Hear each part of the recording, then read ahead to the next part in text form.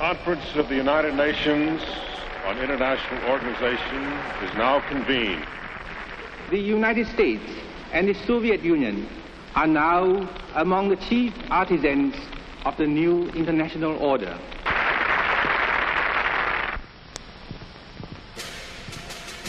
The very word secrecy is repugnant in a free and open society.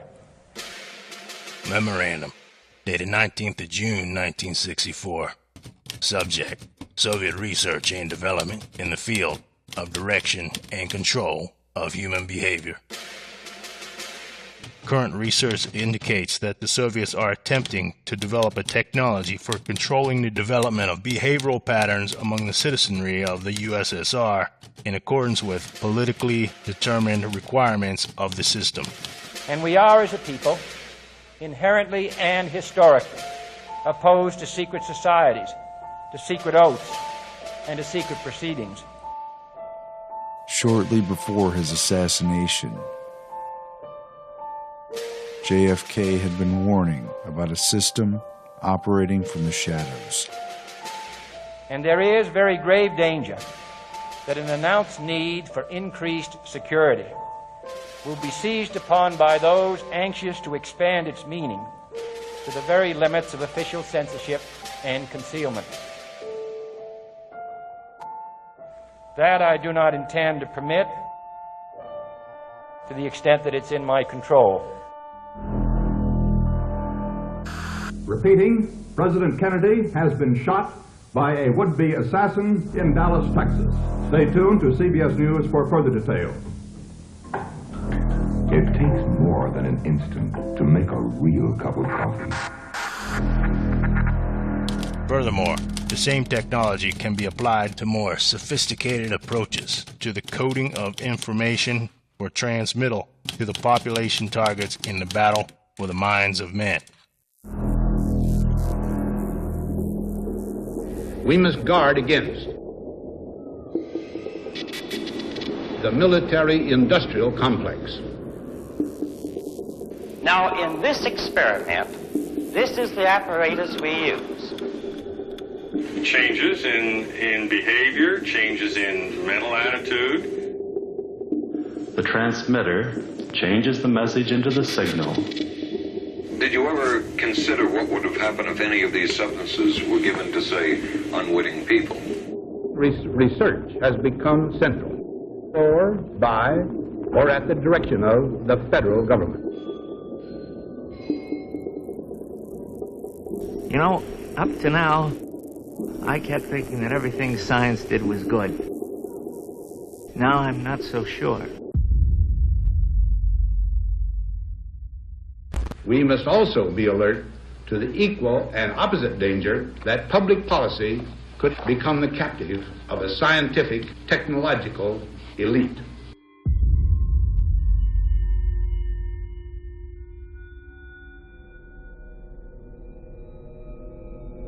On April 13, 1953, newly appointed CIA Director Allen Dulles signed off on MKUltra, the CIA's top-secret mind control project. 3 days before that, he gave a speech on the battle for men's minds to justify it.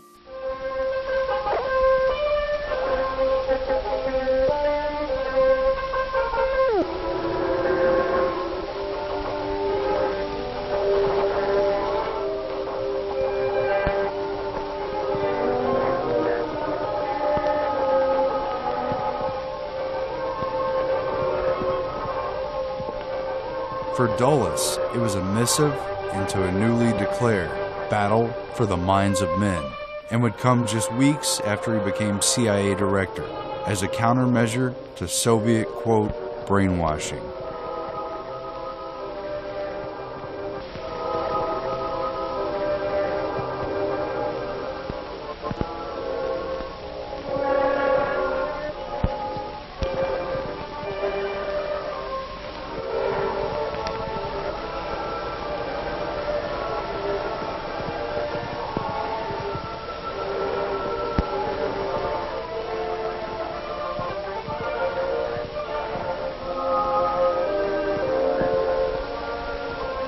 The speech effectively launched MKUltra and gave a plausible reason for the dark and disturbing research.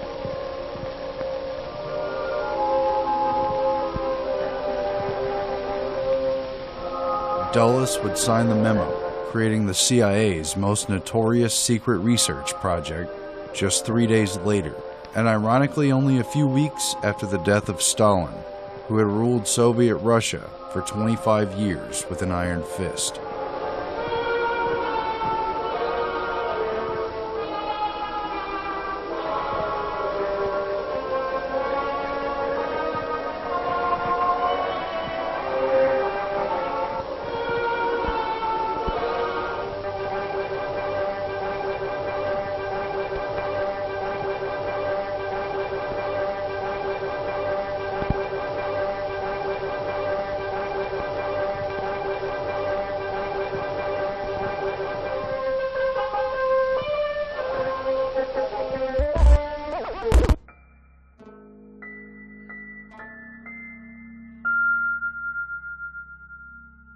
Super-secret Project MK Ultra, as it was called, was carried out by the CIA from 1953 to 1964, and when it finally came to light during the Church Committee congressional investigations in 1975, it proved to be one of the most bizarre episodes in CIA history.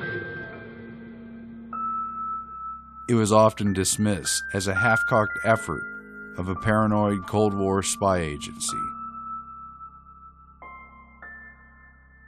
The public wouldn't even learn about the project's existence until the mid-70s.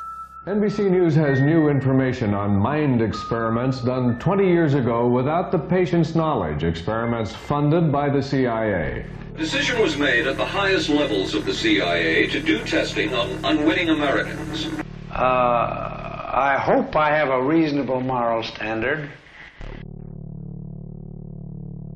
MK was a cryptogram for the Office of Technical Service under the CIA's clandestine Science and Technology Division. The huge experimental endeavor would weaponize science and psychology under more than 140 sub-projects.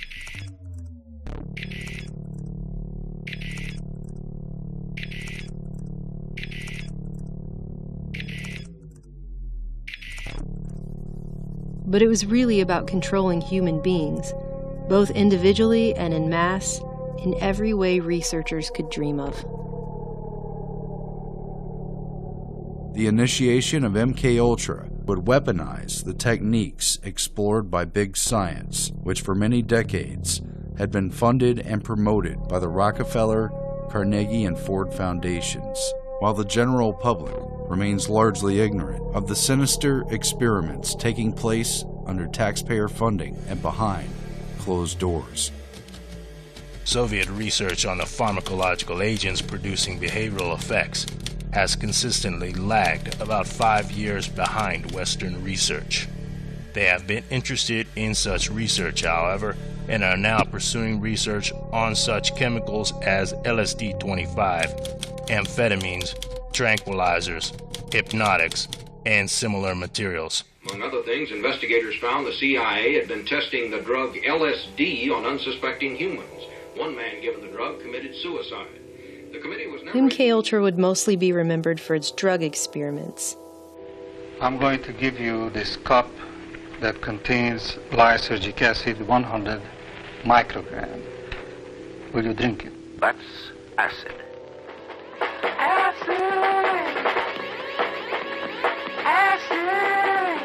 Characterized by hallucinations, illusions, distortions of perception and thinking. John Gittinger, recently retired chief psychologist for the CIA. We could disable a whole city by putting a very small amount in a water supply. Everything from prostitution studies to poisons to top secret weapons like the heart attack gun grabbed headlines with sensational accounts of the CIA's sketchy techniques. You brought with you some of those devices which would have enabled the CIA to use this poison for, we have indeed, for killing people. Good evening. The White House disclosed today that the CIA's drug testing program on unsuspecting Americans had been more expensive than the agency had admitted. CIA secretly funneled money through scores of research foundations, colleges, hospitals, and clinics including a $375,000 grant through the Geschichte Research Fund here in Washington. The complex and compartmentalized management of such a large project, through front groups and with the participation of countless agencies and institutions to carry out secret research, should be a testament to just how sophisticated and shadowy government science had become. There are names of doctors, there are names of officials, there are names of former and present CIA officials who were involved, names of hospitals, and depending on how you treat it, it could be sensational. Dr. Sidney Gottlieb, the man in the center, was the CIA's chief chemist and in charge of Project MK-Ultra. Gottlieb, chief of the Technical Services Staff Chemical Division who signed off on each MK-Ultra sub-project, was given complete immunity in exchange for his testimony before Congress. In a recent deposition, Gottlieb conceded the CIA was interested in retrograde amnesia, or blanking out a period of time in a person's memory. Ultra involved hundreds of different drugs and substances, hypnosis, narco-hypnosis, sleep and sensory deprivation, and other behavior modification therapies. This information indicates the CIA was interested in learning how to erase memory. They are former patients, part of a CIA-funded experiment, MK-Ultra. I've heard that it was the most brutal program under MK-Ultra. Felt like they had complete control over me. Tens of thousands of people across North America and the world were involved in these experiments. Drug testing on American citizens was more widespread than previously believed. They included experiments secretly involving hospitals testing drugs on terminal cancer patients and enlisting prisons to experiment on criminal sexual psychopaths. Military soldiers, civilians, inmates, hospital patients, and even children, without regard to consent. It is doubtful that any meaningful form of consent is involved in this case.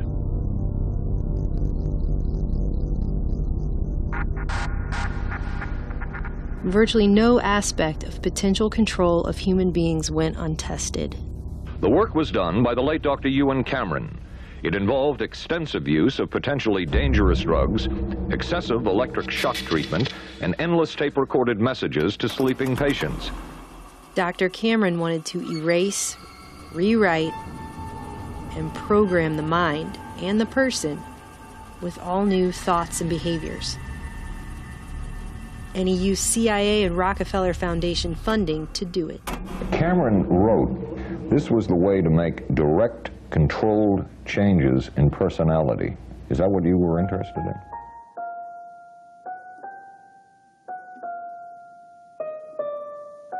And it would say over and over again the actual words that the individual had said. And Dr. Cameron's idea, apparently, was that if somebody listened to this long enough, that it would represent some kind of a breakdown, and a breakdown in a psychotherapeutic sense. Some heard the same message 250,000 times. MK-Ultra itself had 149 sub-projects, at least that we know about. You see, in 1972, after President Nixon fired CIA Director Richard Helms, he ordered the destruction of all MK-Ultra documents. The committee was never able to determine the full scope of the program, since one-time CIA Director Richard Helms acknowledged that the program's records were destroyed in 1973 to avoid embarrassment. It's only due to a clerical error that 7 boxes of financial records were spared, which were later released via FOIA request in 1977. Because of this, the public will never fully know how far MK-Ultra truly went. As this 1952 CIA memo says, the aim is controlling an individual to the point where he will do our bidding against his will, and even against such fundamental laws of nature as self-preservation. The CIA files that were made public were referred to in testimony by participants in the project, such as Dr. Charles Geschichte and Dr. Robert Lashbrook, as, quote, boilerplates. Cover files that Dr. Geschichte noted were not worth the paper they were printed on. So while we'll never truly know the particulars of the MK-Ultra sub-projects, what we can gather from these so-called boilerplate cover files is bad enough. The CIA did have a great interest in amnesia. Subproject 23 tested the effects of certain drugs on the central nervous systems of terminally ill cancer patients. Subproject 87 talked about purification of extremely high-potency allergens with, quote, greater potentiality. Subproject 115 studied the mentally disturbed in their environment to gain further insight into influencing human behavior. Subproject 40 investigated the feasibility of aerosols to deliver various psychochemicals of interest to the CIA on non-psychotic humans. Subproject 128 tested a method of rapid hypnotic induction, while Subproject 138 involved body antennas, personal tagging, radiant energy measurement, and remote polygraphs. But the most promising means of mind control would be largely downplayed, both in the hearings and the media. Dr. McNulty says he finds it despicable for a democracy not to ask an institution if they want to be involved in such an activity. Perhaps, he added, the plus of a democracy is eventually we learn about everything. Not everything. At no time has the CIA engaged in any political activity or any intelligence activity that was not approved at the highest level.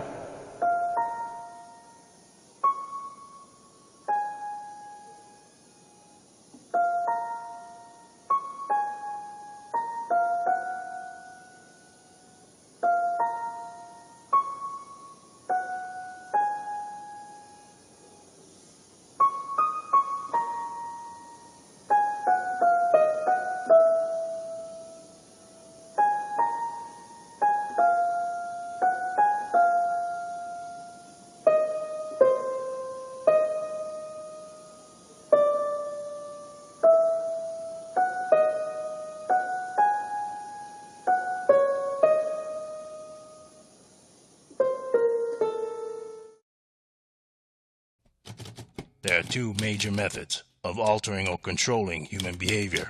The first is psychological, the second, pharmacological. Neither method would be very effective for single individuals on a long-term basis.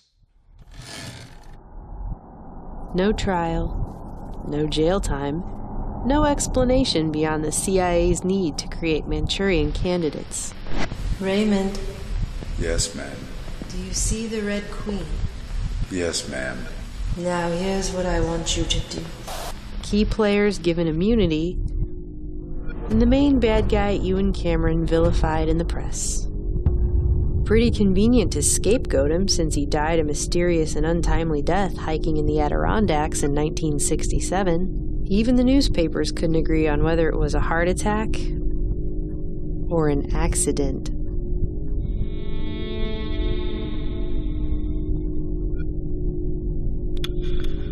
No one knew that some of the men directly involved were the most well-respected and celebrated names published in leading scientific journals and defining the fields of psychology, psychiatry, and neurology. Men who simply went on treating patients as if nothing ever happened.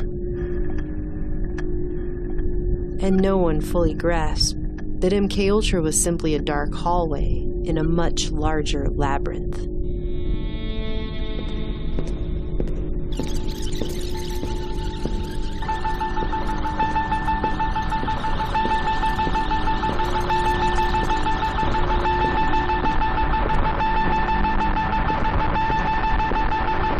Ewan Cameron didn't work in a vacuum. Allen Dulles and Ewan Cameron were acquaintances who crossed paths in their OSS days as psychology increasingly affected warfare.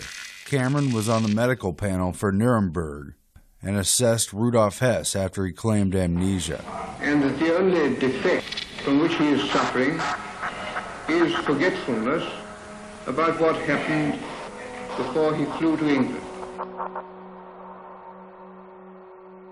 The Rockefeller Foundation had provided more than $150,000 to establish McGill's new psychiatry department, which Cameron would head at the newly created Allen Memorial Institute, built inside of Canadian shipping magnate Sir Hugh Allen's Ravenscrag Castle, the most historically elite building in Montreal. Cameron would draw from his distinguished colleagues at McGill. Using sensory deprivation, electroshock treatment, deep sleep therapy, and tape loops to erase memories and break down personalities. In a paper published in the 1956 American Journal of Psychiatry, Cameron referred to the technique he called psychic driving as, quote, analogous to the breakdown of the individual under continuous interrogation. Seeking recognition, Cameron hoped to earn a Nobel Prize for automating psychiatry. Only 3 sources were cited in his work, the first being himself and another being Donald Hebb. With the influence of his connections, Cameron rose to prominence, becoming the president of the Canadian, American, and World Psychiatric Associations, along with numerous other influential groups. He was widely acknowledged as a leader in the entire field, until he wasn't. What a fine line there was between the work of a madman exposed in the worst of the files released on MKUltra and the respected and admired work of his closest colleagues at McGill, who even today are celebrated as the greatest Canadian minds of science. But you and Cameron didn't work in a vacuum.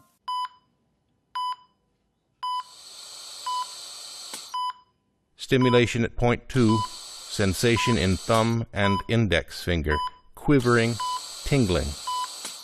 Point 3. I hear voices. It is late at night, around the carnival somewhere. 1934, Montreal, Canada, McGill University. Dr. Wilder Penfield had already mapped out much of the cerebral cortex by placing electrodes on the brains of his epileptic patients. Point 4. Some sort of traveling circus. I just saw lots of big wagons that they used to haul animals in. The Rockefeller Foundation spent more than $1.25 million to create McGill's Montreal Neurological Institute and recruited Penfield to head it, after ruling out basing his controversial research in New York. The medical ethics differed slightly in Canada, and reforms of the 1930s emphasized the character and reputation of doctors over any legal burden on their conduct. To satisfy this, Dr. Penfield conducted, quote, treatments of last resort on only the most serious of epileptic patients. During my life as a brain surgeon, it has been necessary to operate on a good many men and women, a good many hundreds, and to expose the brain under local anesthesia with the patient conscious, while simultaneously undergoing a study of the brain to make the price of open brain surgery worth it. If I stimulate again, a little lower down, that pencil-like instrument in his hand is an electrode. Each time he applies it to the patient's brain, a weak electric current stimulates that part of the brain. Point 7. Movement of the tongue. Point 8. Yes, I heard voices down along the river somewhere. A man's voice and a woman's voice calling. Nearly 2 decades earlier, Wilder Penfield had become Sir Sherrington's most distinguished pupil. Penfield trained at Oxford under a Rhodes Scholarship, who were known for recruiting top American students to become elite agents of global influence in their fields. It was Sherrington who introduced Penfield to neurology, and Penfield dedicated all his books to his mentor. Real legacy stuff. Point 11. I think I saw the river. One I was visiting when I was a child. This was experience from his earlier life. It has faded from his recollected memory. He claims in this way that he avoided outright experimentation. These are not experiments. Though few other labels could truthfully be put on his probings. Is it true that one does not feel pain in the brain itself? No, it doesn't hurt to stimulate the brain. Ready on. I had a dream I wasn't here. I hear people coming in. I hear music now. An old song I heard on the radio. A funny little piece. These reenactments contained both visual and auditory elements in them. This was an incident of childhood which she could never have recalled without the aid of the stimulating electrode. You'll see how it evokes a body movement or a sensation. Ready? On. Buddy, did you feel anything? Yes, I did. What? I felt that my hand was numb. Electrical stimulation was carried out at 60 cycles, 2 millisecond pulses at 2 volts. Point 27. It is winter, and the wind is blowing outside, and I'm waiting for a train. Now, if I stimulate again, further forward. Ready? On. Kneel. Left hand is shaking. Left wrist is twitching. Left wrist is twitching. He's awake through all this? He's awake through it all. Left wrist is twitching. He can tell the surgeon things that will be helpful to the surgeon in terms of this brain mapping. That's why he's kept awake. That's why he's kept awake. In that process, we have stumbled quite accidentally on the fact that there is recorded in the nerve cells of the human brain a complete record of the stream of consciousness. And Penfield identified their association with areas of the brain for motor movements, for speech, for memory, and other complex brain functions. I seemed to hear little voices then, the voices of people calling from building to building somewhere. I do not know where it is, but it's very familiar. They seem to be run-down buildings. He even found parts of the brain that stimulated auditory and visual hallucinations, and where dreams were stored, or at least stirred from. Dream is starting. There are a lot of people in the living room. One of them is my mother. It is a useful, practical procedure to stimulate the cortex electrically. The electrode recalled the smell of burnt toast in the woman's mind, which had seared into her memory during a key seizure. Dr. Penfield, I smell burnt toast. For this moment, Penfield was later dubbed the greatest living Canadian, even though he was American by birth and he only later took citizenship. The Canadian government even made a commercial about this scene to celebrate his life. We just called him the greatest Canadian alive. Penfield destroyed the associated part of the brain and she was, quote, cured. But not all patients were so lucky. A patient referred to as DT became speechless during the removal of a large portion of the dominant side of his brain and died of pneumonia a week later, withdrawn and unable to speak. Despite the deliberate destruction of the man's brain, Penfield somberly noted that the autopsy showed no obvious cause of the speechlessness or of his death. For Penfield, these risky experimental surgeries were worth it. He was creating what was known as the homunculus, a veritable map for the outer cortex, and a code towards understanding the inner workings of the brain.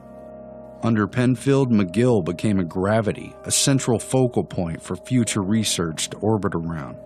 Not so much for the cure of brain diseases like epilepsy, though that too would move forward, but in the quiet conspiracy of brain doctors and their patrons who would become determined to identify the buttons of the brain and push them for shadowy agencies of the government. In the trenches of neurophysiological control was Donald Olding Hebb, a Canadian who started at McGill in education, left finding influence in experimental psychologist behaviorist Carl Lashley. Hebb returned to McGill in 1937 under a Rockefeller Fellowship to work with Dr. Penfield. Penfield's homunculus provided Hebb with a map to behavior inside the functions of the brain. By the time he published his seminal 1949 work, The Organization of Behavior, he'd spent more than a decade and a half studying learning. Learning in the neurological sense of actions in the brain, and learning in the sense of conditioned behavior.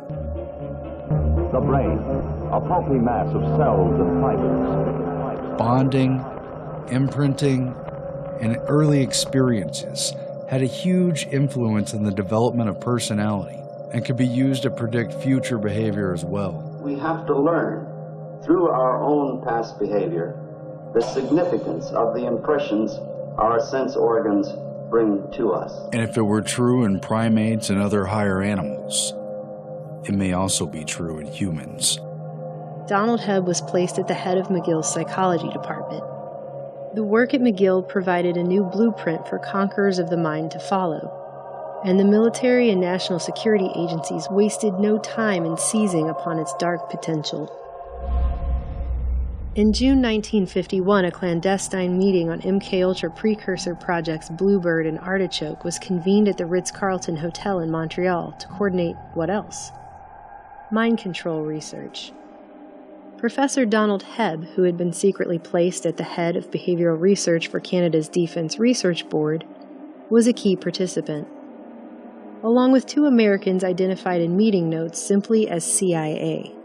Dr. Hebb provided an approach to the military application of confessions, interrogations, and the use of psychological coercion to change one's beliefs and values that was based around sensory deprivation, the simplest path to intervention in an individual mind. Hebb proposed that, quote, cutting off all sensory stimulation, the individual could be led into a situation whereby ideas, etc. might be implanted, that a mind plucked from reality through shutting off the senses could be easily softened, remolded, or even shattered. The psychological aspects of behavior control would include not only conditioning by repetition and training, but such things as hypnosis, deprivation, isolation, manipulation of guilt feelings, subtle or overt threats, social pressure, and so on. Tests are being conducted in Canada. He quickly received ample funding from the Canadian government, a CIA front group, and foundations like the Rockefeller and Ford Foundations to test out his sensory deprivation theories on graduate student volunteers at McGill. Looks to me like he's been in an accident. No, this is an experiment that took place at McGill University. Students volunteered to participate in this study of human behavior under extreme and prolonged monotony. They were isolated and immobilized in a small lit cubicle, their arms placed in large cardboard tubes up to the fingertips, with light diffusing goggles placed over their eyes. The little rooms were soundproof except for a constant white noise generated by a small air conditioner. These conditions continued 24 hours a day, even at mealtimes. It didn't take long for the subjects in Hebb's black box to break down.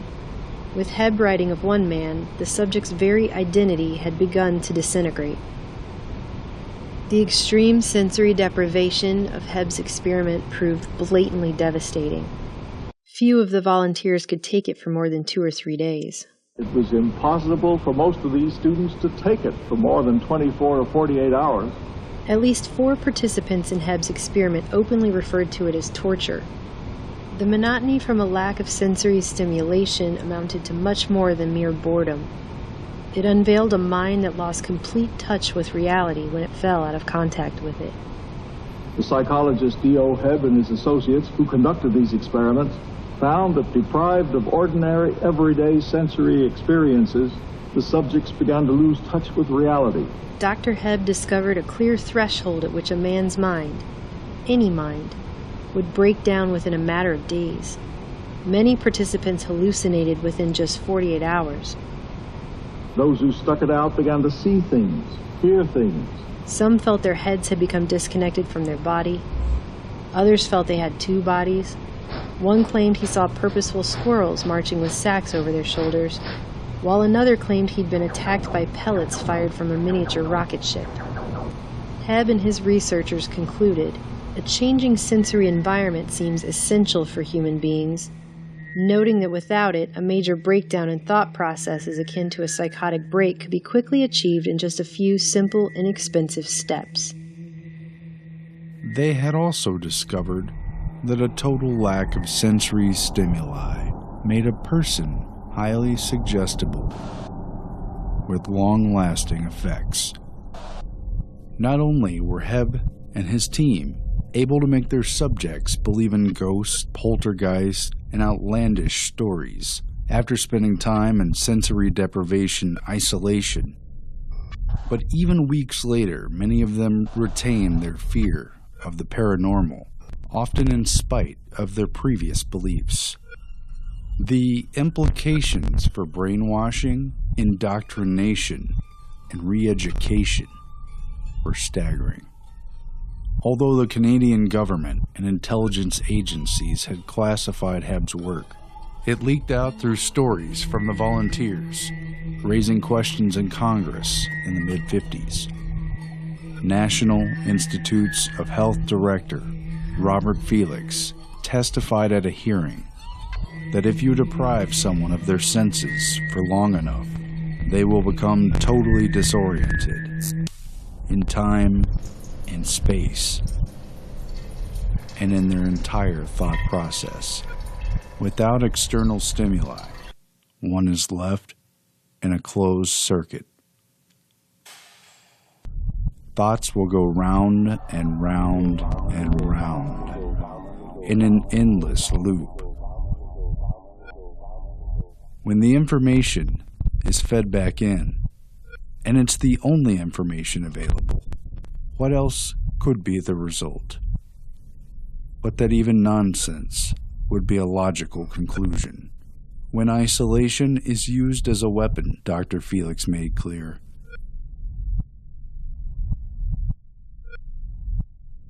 anyone could be broken down by this technique.